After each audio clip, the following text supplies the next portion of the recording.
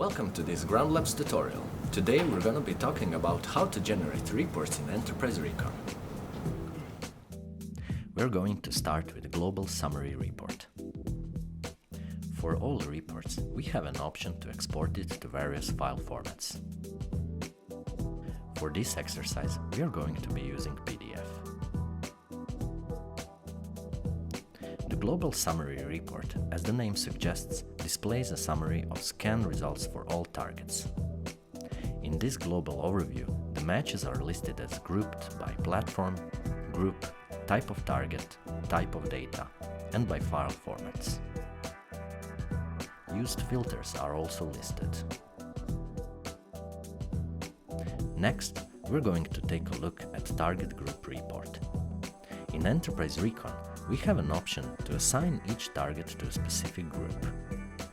To view the reports based on these groups, we need to go to Target Group Report and then select the desired group.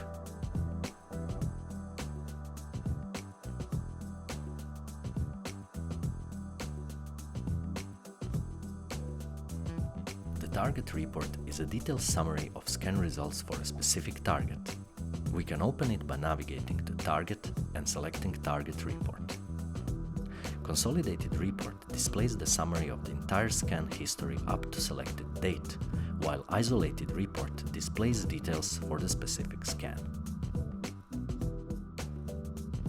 We are going to take a look at Consolidated Report.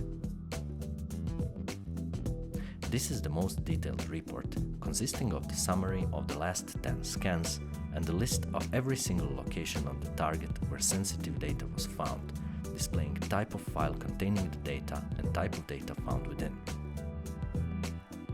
And with this, we end our reports tutorial.